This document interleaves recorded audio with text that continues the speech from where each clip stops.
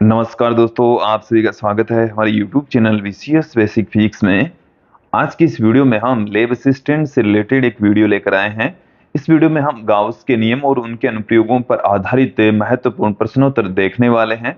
Gauss के नियम से रिलेटेड जो थ्योरी है वो हमने लास्ट वीडियो में देख ली थी, समझ ली थी, और आज की इस वीडियो में है हम गाउस के नियम और उनके अनुप्रयोगों पर आधारित इंपॉर्टेंट न्यूमेरिकल क्वेश्चंस यहां पर देखने वाले हैं, समझने वाले हैं।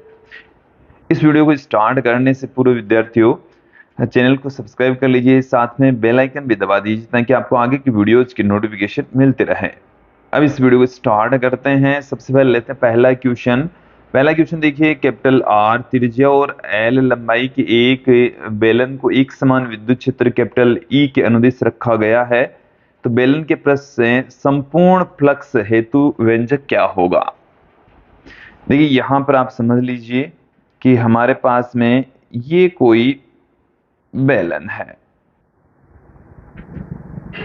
इस तरीके से ये हमारे पास में कोई बेलन है, क्लियर। और ये इसकी अक्ष है, ये इसकी अक्ष है। अब यहां पर जो विद्युत क्षेत्र लगा हुआ है वो इसकी अक्ष के अनुदिश है, इसकी अक्ष के अनुदिश विद्युत क्षेत्र काम कर रहा है। इस तरीके से इलेक्ट्रिक फील्ड लगी हुई है।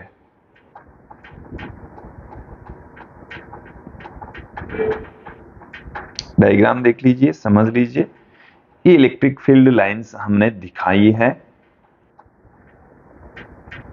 अब हमें ये पूछा है कि इस बैलेंस से रिलेटेड जो टोटल विद्युत फ्लक्स है वो कितना होगा। तो देखिए यहां से हम इस पृष्ठ से रिलेटेड जो वृत्ताकार पृष्ठ है इससे संबंधित जो विद्युत फ्लक्स है उसको हम φ1 से कह दें। तो देखिए ये जो φ1 है वो कितना होगा, E into E vector dot S vector. तो यहाँ पर जो क्षेत्रफल सदिश है वो इस क्षेत्रफल के लंबवत बाहर की ओर होगा, जबकि विद्युत क्षेत्र अंदर की ओर है।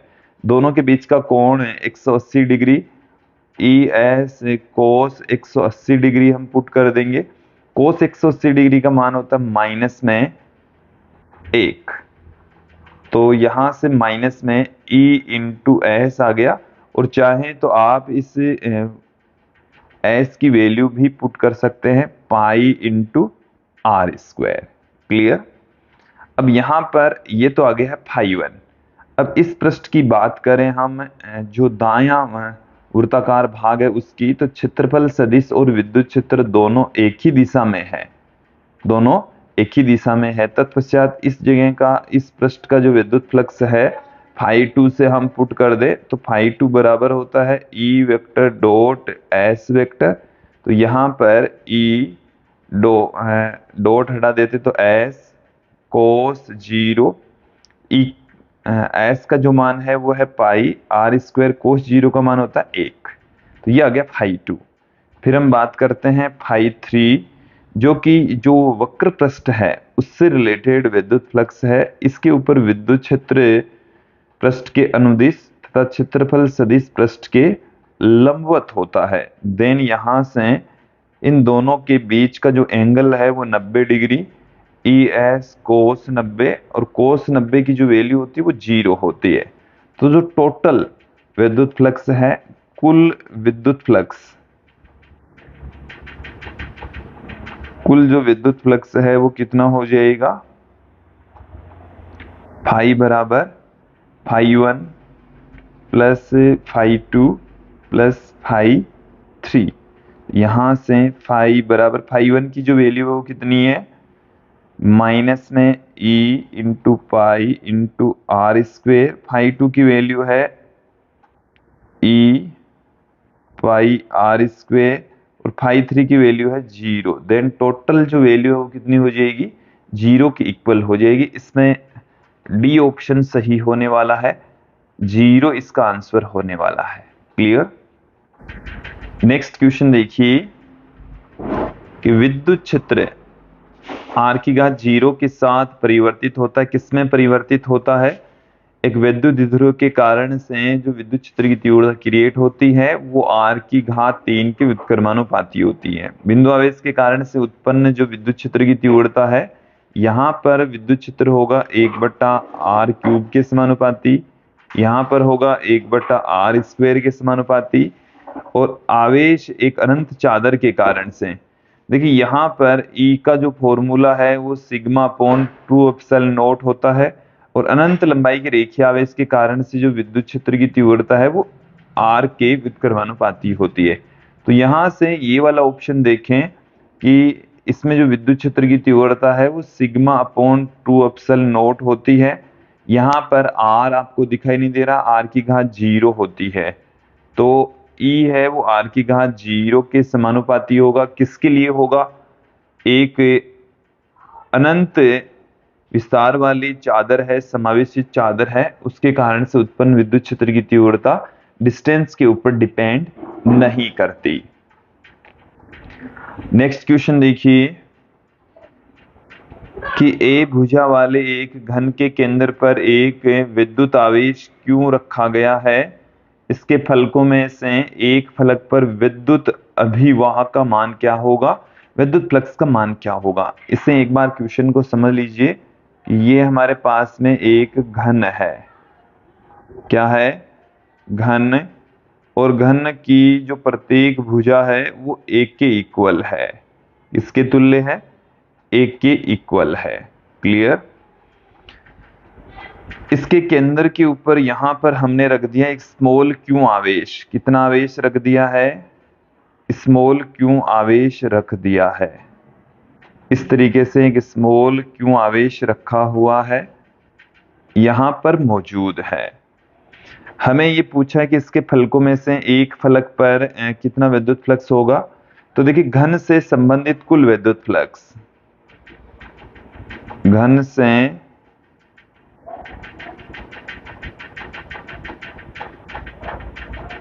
संबंधित कुल विद्युत फ्लक्स, कुल विद्युत फ्लक्स कितना होगा उसको हम फाई से पुट कर रहे हैं। σ/Q/ε0 होता है। तो देखिए यहां से कुल विद्युत फ्लक्स σ/Q यहाँ पर कितना है, बंद पृष्ठ हम इस घन को मान लें, तो बंद पृष्ठ में मौजूद जो आवेश है वो Q के इक्वल, तो Q/ε0 किसी एक फलक से, किसी एक फलक का विद्युत फ्लक्स, एक फ्लक्स से रिलेटेड जो विद्युत फ्लक्स है वो कितना होगा।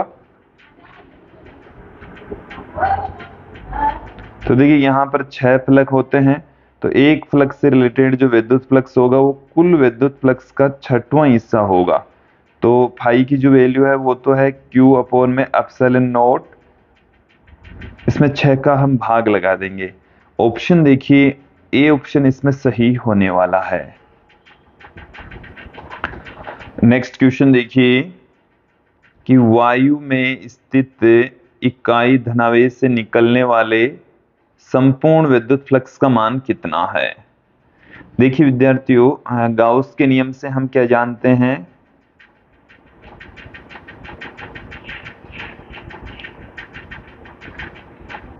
गाउस के नियम से, गाउस का नियम का मैथमेटिकल रूप होता फाई बराबर σ/Q/ε0। हमें इस क्वेश्चन के अंदर देखिए इकाई धनावेश दे रखा है। कितना धनावेश दे रखा है? इकाई धनावेश। तो σ/Q बराबर हमें प्लस में 1 कूलाम हमें दे रखा है। तो फाई की जो वैल्यू है वो क्या हो जाएगी, 1/ε0, जिसे हम ε0 की घात -1 भी पुट कर सकते हैं। तो यहाँ पर जो ऑप्शन बी है वो सही होगा, ε0 की घात -1। नेक्स्ट क्वेश्चन देखिए कि किसी दिए गए तल के लिए गाउस का नियम इस प्रकार लिखते हैं कि E vector dot ds vector का बंद समाकलन इक्वल टू 0। तो इससे हमें क्या निष्कर्ष निकलता है। देखिए गाउस का नियम फाई इक्वल टू होता है, phi equal to E vector dot ds vector equal to summation q upon epsilon naught. हमें इस क्वेश्चन में कहा गया है कि E vector dot ds vector equal to 0। यदि इसकी वैल्यू 0 है, इट मीन्स जो विद्युत फ्लक्स है वो कितना होगा? 0 होगा। विद्युत फ्लक्स कितना होगा? संपूर्ण पृष्ठ का जो विद्युत फ्लक्स है वो 0 होगा। ऑप्शन सी यहाँ पर गौर करके देखिए, तल से होकर जो संपूर्ण विद्युत फ्लक्स है वो 0 होगा। अगला क्वेश्चन देखिए कि एक घन जिसकी भुजा स्मॉल l है को एक समान विद्युत क्षेत्र कैपिटल E वेक्टर में रखा जाता है, जबकि E वेक्टर बराबर है EI के। इस घन से निकलने वाले विद्युत फ्लक्स का मान क्या होगा? देखिए एक बार इस क्वेश्चन को समझ लीजिए कि हमारे पास में इस तरीके का एक घन है, इस तरीके से एक घन मौजूद है, ऐसा एक घन मौजूद है। यहां पर जो विद्युत क्षेत्र की तीव्रता है वो अक्ष अक्ष के अनुदिश लगी हुई है।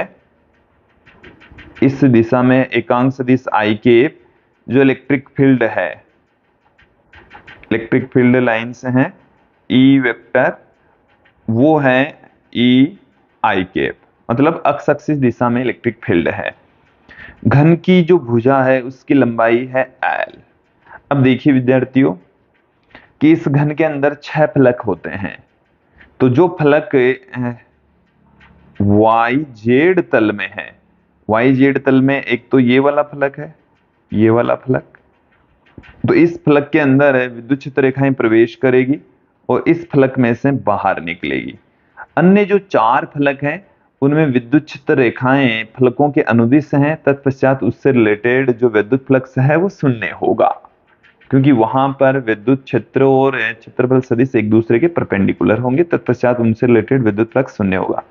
तो ये वाला जो फलक है इसमें जो विद्युत फ्लक्स होगा E बराबर फाई बराबर E vector dot S vector. तो देखिए E का जो मान है वो तो है EI कैप, और उसकी विपरीत दिशा में है क्षेत्रफल सदिश।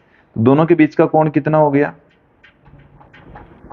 180 डिग्री। तो माइनस में ES आ गया, इसको मैं φ1 से पुट कर दूं तो ES की जो वैल्यू है वो है L स्क्वायर। इसी प्रकार से आप देखें कि यहाँ पर जो फलक हैं, दायां जो फलक हैं, इससे रिलेटेड जो विद्युत फ्लक्स की मैं बात करूं तो उसको φ2 से लिख दें। E वेक्टर उसी दिशा में, S वेक्टर भी उसी दिशा में, तो φ2 बराबर कितना आएगा? E vector dot S vector, तो यहां से E और S दोनों एक ही दिशा में, cos 0 आ जाएगा, ES आ जाएगा। S की जो वैल्यू है वो L स्क्वायर के इक्वल। तो कुल विद्युत फ्लक्स कितना हो जाएगा? कुल जो विद्युत फ्लक्स है फाई बराबर φ1 प्लस में φ2, तो φ1 की जो वैल्यू है वो है माइनस में EL स्क्वायर, φ2 की जो वैल्यू है वो है EL स्क्वायर। ये 0 हो जाएगी। कितनी हो जाएगी? 0। तो इसमें ऑप्शन ए सही होने वाला है। नेक्स्ट क्वेश्चन देखिए कि एक घन के अंदर E परिमाण के आवेश वाले 8 द्विध्रुव रखे हैं। घन से निर्गत कुल विद्युत फ्लक्स का मान क्या होगा? हमारे पास में एक घन है और उस घन के अंदर 8 विद्युत द्विध्रुव रखे हुए हैं। इसे एक बार समझ लीजिए, ये हमारे पास में एक घन है और इस घन के अंदर कितने विद्युत द्विध्रुव रखे हुए हैं? इस तरीके से 8 द्विध्रुव। जैसे ये माइनस क्यों आवेश है, ये प्लस क्यों आवेश है। हमें पूछा गया है कि इस घन से निर्गत कुल विद्युत फ्लक्स कितना होगा। घन से रिलेटेड विद्युत फ्लक्स पूछा है। तो देखिए विद्यार्थियों क्या होगा कि घन में मौजूद कुल आवेश, घन में मौजूद कुल आवेश, तो एक विद्युत द्विध्रुव के अंदर माइनस क्यों आवेश होता है, एक दूसरा प्लस क्यों आवेश होता है। 8 विद्युत द्विध्रुव रखे हैं तो कुल आवेश इसका 8 गुना हो जाएगा। तो माइनस क्यों प्लस क्यों 0 हो जाएगा, तो कुल जो आवेश है वो कितना हो गया? 0 हो जाएगा। देन गाउस का नियम हमें क्या कहता है? Phi equal to summation q बट्टे में epsilon naught summation q 0, then phi कितना हो जाएगा? 0 हो जाएगा। तो कुल जो विद्युत फ्लक्स है वो शून्य होगा। ऑप्शन देखिए कि ऑप्शन डी इसमें सही होने वाला है। ऑप्शन डी इसमें सही होगा, 0 आंसर आएगा। अगले क्वेश्चन की ओर बढ़ते हैं। घन से रिलेटेड ही है ये भी क्वेश्चन कि एक घन के केंद्र पर जिसकी प्रत्येक भुजा की लंबाई कैपिटल एल और एवं क्यों आवेश रखा है, घन से निर्गत विद्युत फ्लक्स क्या होगा। हमारे को घन से रिलेटेड विद्युत फ्लक्स पूछा है। देखिए घन हमें दे रखा है इस तरीके से,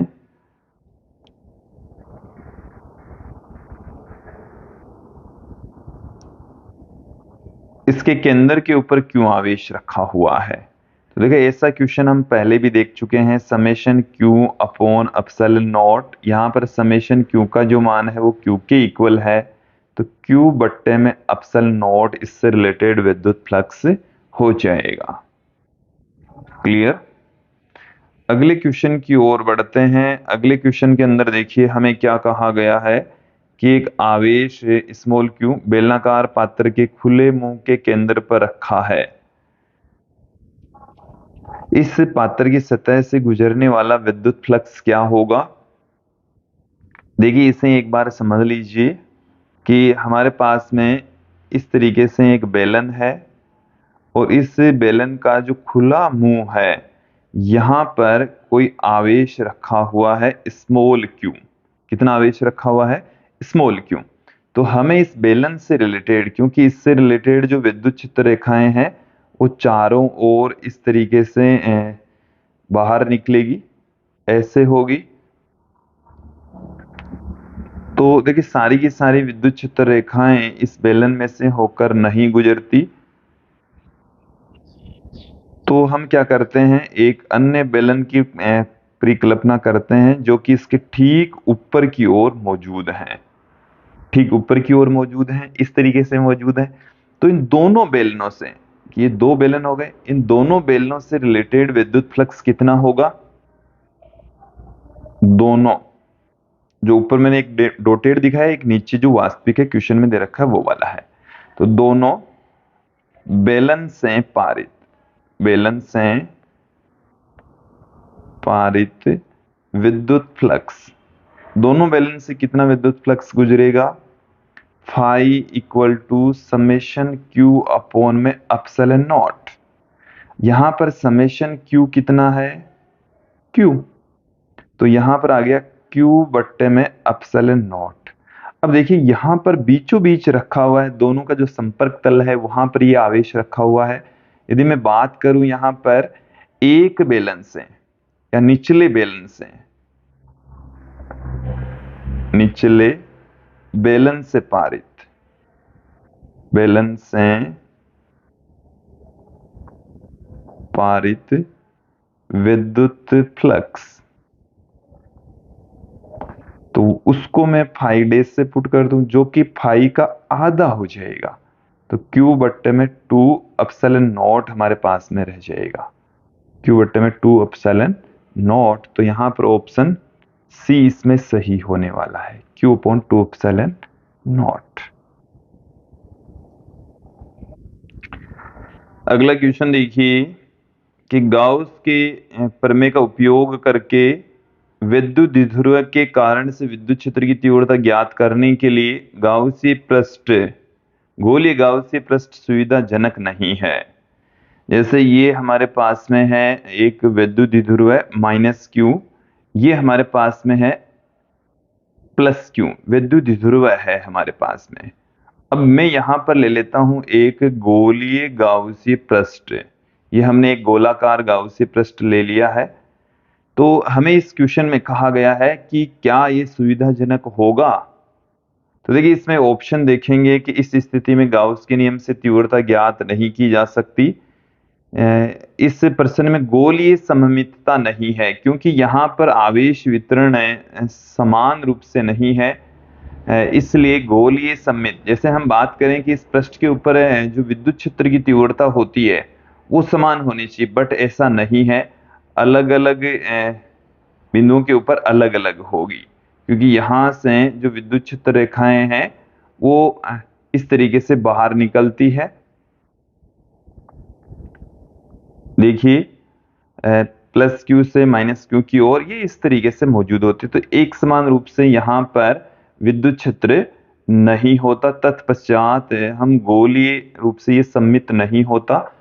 गाउस के नियम को उपयोग में लेना सुविधाजनक नहीं है। ऑप्शन इसमें सी सही होने वाला है।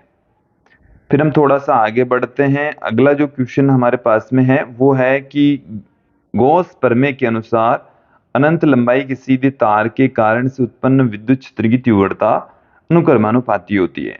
यदि आपके पास में अनंत विस्तार का एक चालक तार है, इसका रेखीय आवेश घनत्व है यदि लैम्बडा है, तो इससे स्मॉल आर दूरी पर उत्पन्न जो विद्युत क्षेत्र की तीव्रता होती है वो 1/4 pi epsilon naught 2 lambda upon r के इक्वल होती है। ये विद्युत क्षेत्र की तीव्रता का सूत्र होता है। तो यहां से जो विद्युत क्षेत्र की तीव्रता है वो दूरी के व्युत्क्रमानुपाती होती है। ऑप्शन डी इसमें सही होने वाला है। नेक्स्ट क्वेश्चन देखिए, 1 मिलीमीटर त्रिज्या के सीधे लंबे तार पर एक समान आवेश वितरित है। तार पर प्रति सेमी लंबाई आवेश कैपिटल क्यू कूलम है। अन्य बेलनाकार पृष्ठ जिसकी त्रिज्या 50 सेमी तथा लंबाई 1 मीटर है, चित्रानुसार सममित रूप से तार को घेरता है। बेलनाकार पृष्ठ से गुजरने वाला विद्युत फ्लक्स क्या होगा? इसे एक बार समझ लीजिए कि ये हमारे पास में तार हैं।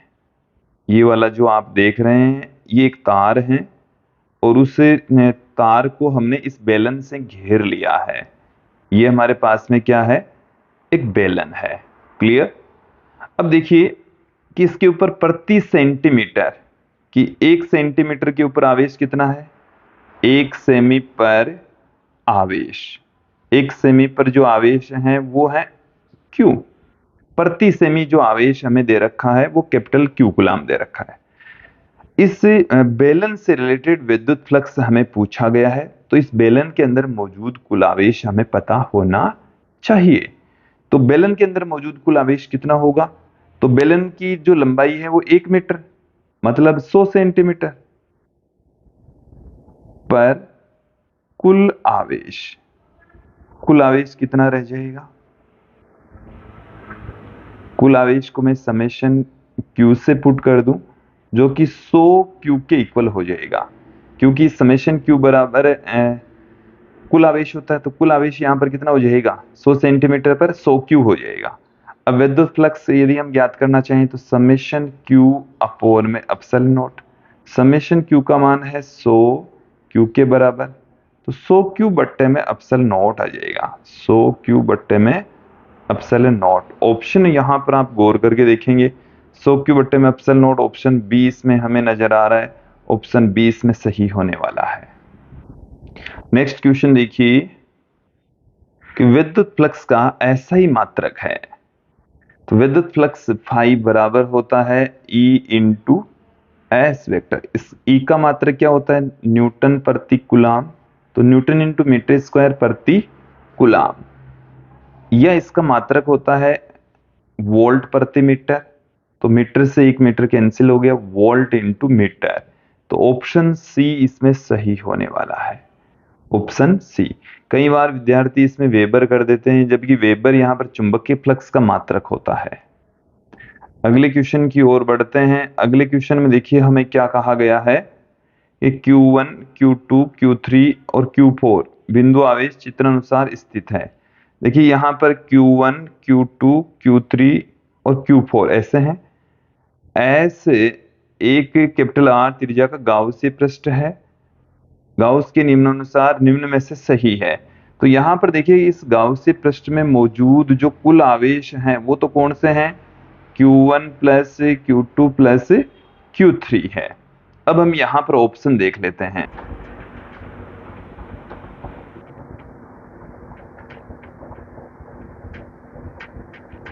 अगला क्वेश्चन देखिए कि गाउस का नियम लागू नहीं होता यदि जहां पर व्युत्क्रम वर्ग नियम का पालन नहीं होता, पूर्णतः सत्य नहीं होता, वहां पर गाउस का नियम भी लागू नहीं होगा। ऑप्शन बी इसमें सही होने वाला है।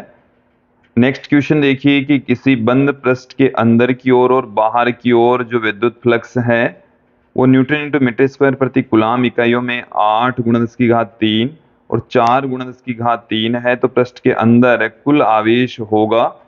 देखिए विद्यार्थी, यहाँ पर हम गाउस के नियम का उपयोग करेंगे। गाउस का नियम हमें क्या कहता है? गाउस के नियम से समेशन फाई इक्वल टू होता है समेशन क्यू बट्टे में एप्सिलॉन नॉट। हमें इस फाई का मान निर्गत फ्लक्स और आगत फ्लक्स दोनों दे रखे हैं।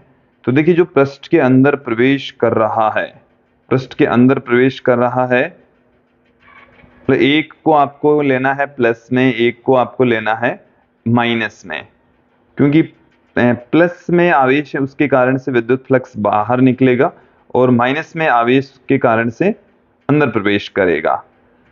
तो देखिए जब बाहर निकल रहा है तो उसमें प्लस का आवेश होगा, बाहर वाला होगा ज्यादा तो, और अंदर वाला ज्यादा है तो माइनस का होगा। ठीक है, तो यहाँ पर आप देख लेंगे कि अंदर वाला ज्यादा है, बाहर वाले को हम प्लस में लेते हैं।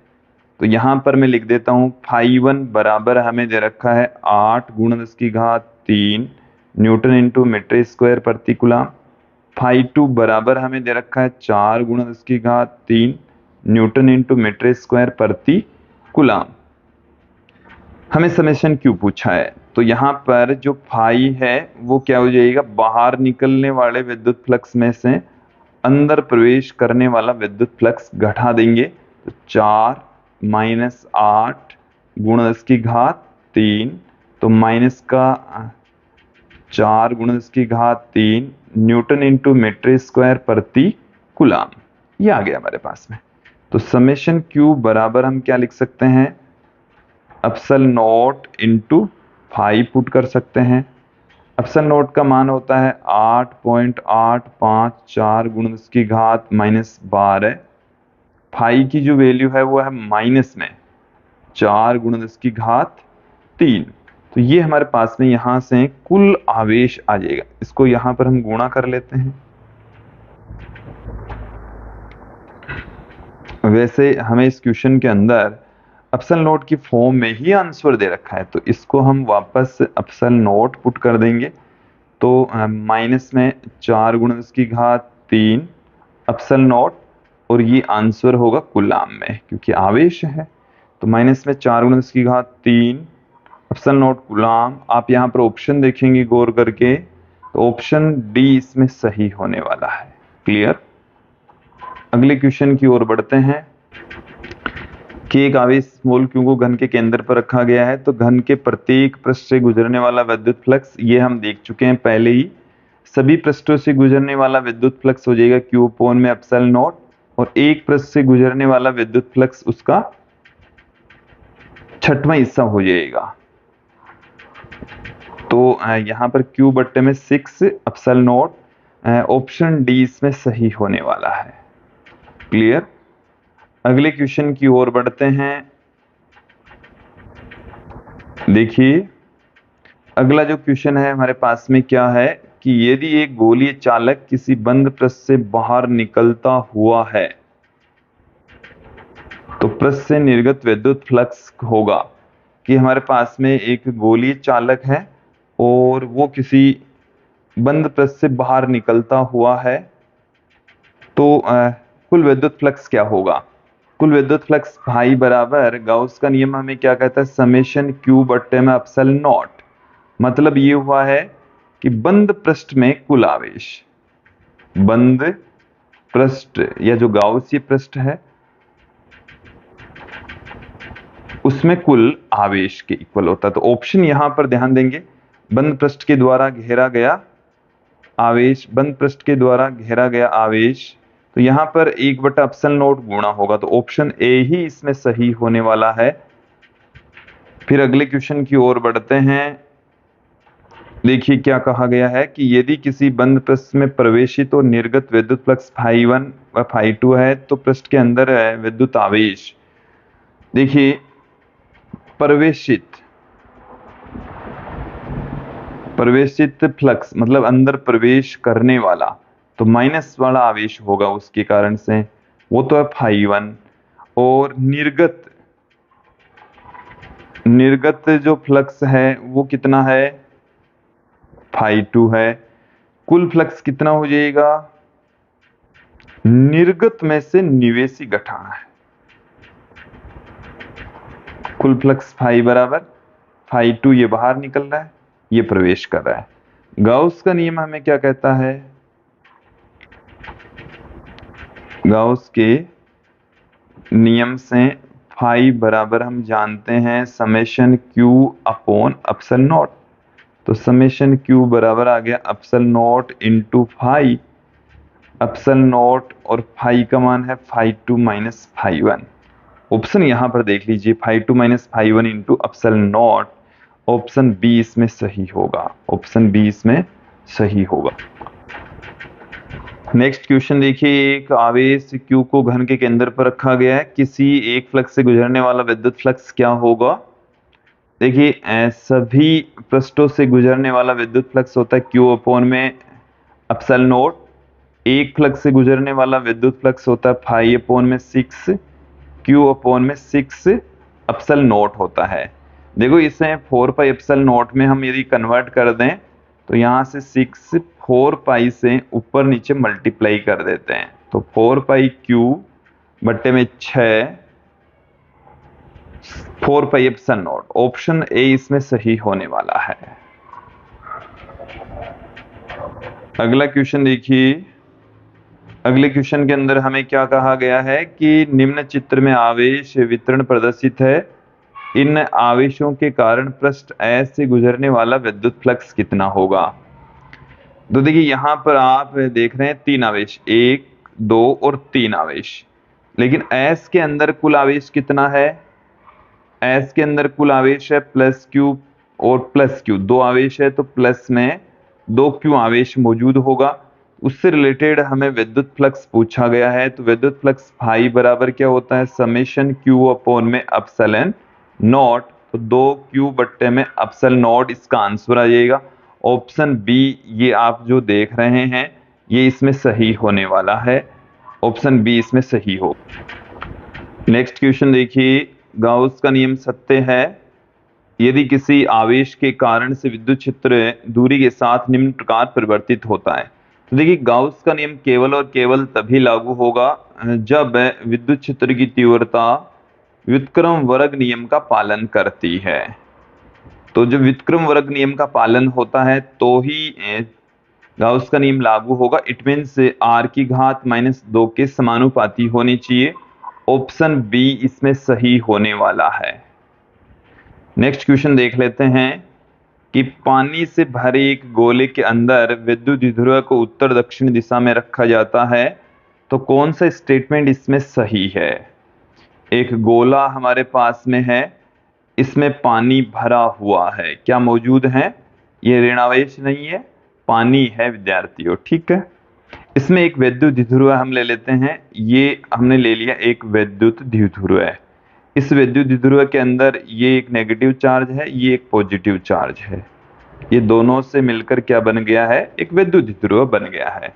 तो देखिए इस विद्युत द्विध्रुव के अंदर इस धनावेश के कारण से विद्युत क्षेत्र रेखाएं बाहर निकलेगी इस तरीके से, केवल मैं धनावेश की बात करूं तो, और इस ऋणावेश के कारण से जो विद्युत क्षेत्र रेखाएं हैं वो अंदर प्रवेश करती है।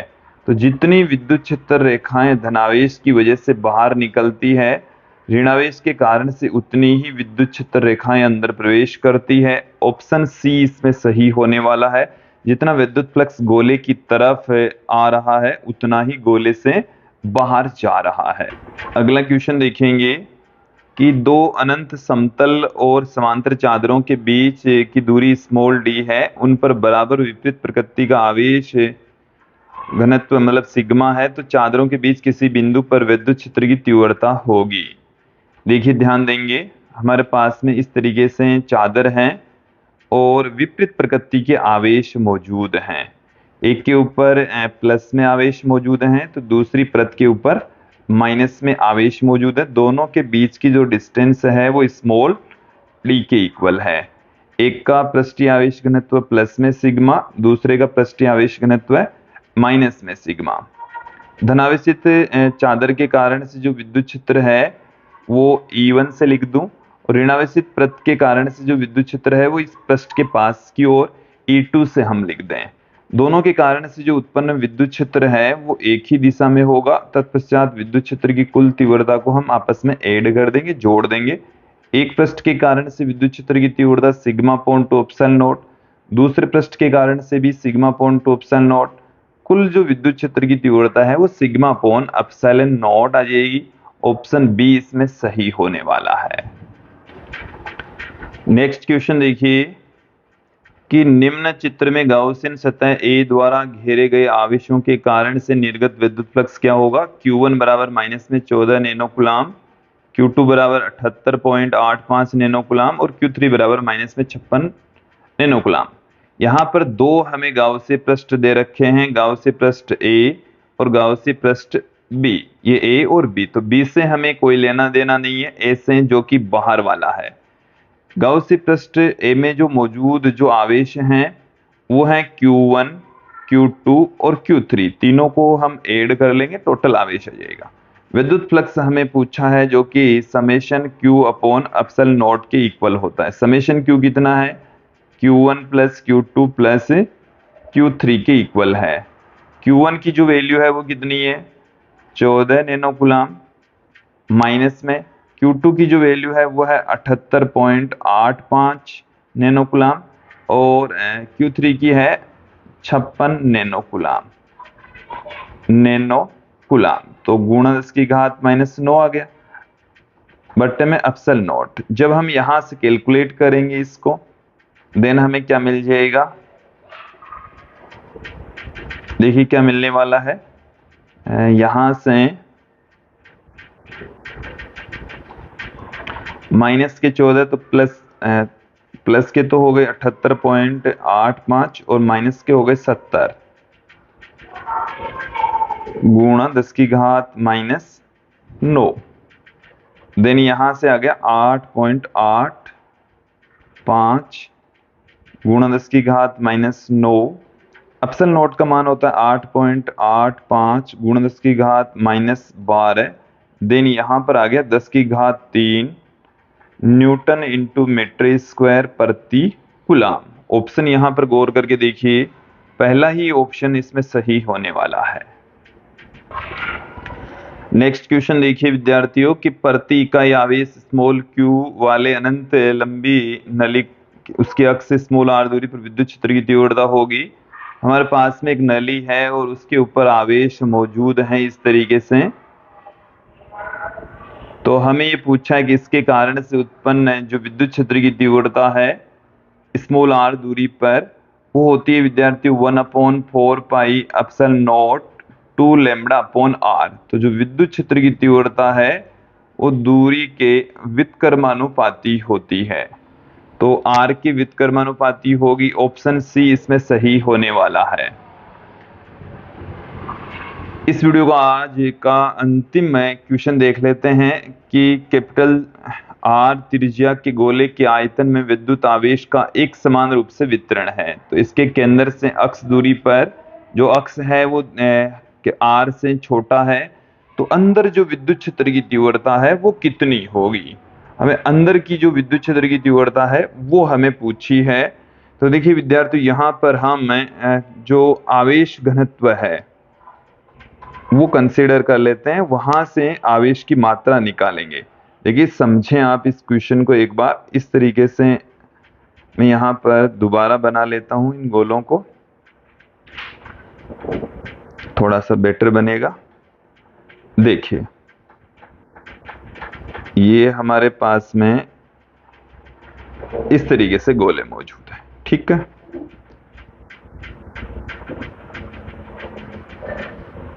मैं यहां पर कि इस तरीके से इसमें आवेश वितरित है, ऐसे अंदर भी है, दो पृष्ठ हो गए हमारे पास में, ज्यादा आवेश वितरण नहीं दिखा रहे हम। यहां से इसकी रेडियस अक्स और इसकी जो रेडियस है वो है कैपिटल R, ठीक है। हम इस अक्ष त्रिज्या वाले, ये है गाउसीय पृष्ठ, ये क्या है, गाउसीय पृष्ठ, इसमें मौजूद कुल आवेश हमें निकालना है। तो जो आवेश घनत्व होता है वो क्या होता है, आवेश, पूरा जो आवेश है वो हम Q मान लेते हैं, बट्टे में आयतन, तो आयतन इसका कितना हो गया 4/3 पाई आर क्यूब, तो 3Q बट्टे में 4 पाई आर क्यूब, ये आ गया आवेश घनत्व है। अब हमें क्या चाहिए, केवल जो अक्ष त्रिज्या है, अक्ष त्रिज्या वाला जो गोला है उसमें आवेश कितना है।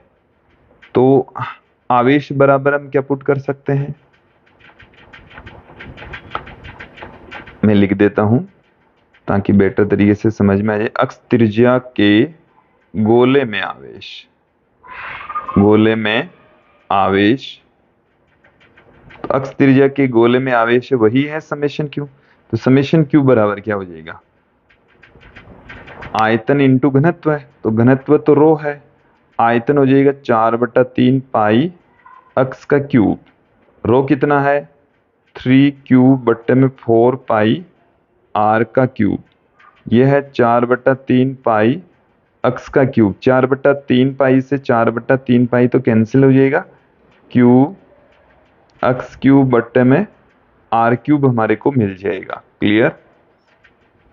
अब हम विद्युत क्षेत्र की तीव्रता देख लेते हैं। तो जो विद्युत क्षेत्र की तीव्रता होती है वो होती है E into s, E into s, phi बराबर होती है E into s equal to summation q upon में अपसाइलन नॉट। तो यहां से E तो एज इट इज है, एस है 4 pi x square, summation q की वैल्यू है क्यू अक्स क्यूब बट्टे में आर क्यूब, यहां पर एप्सिलॉन नोट पड़ा है तो एप्सिलॉन नोट आ गया।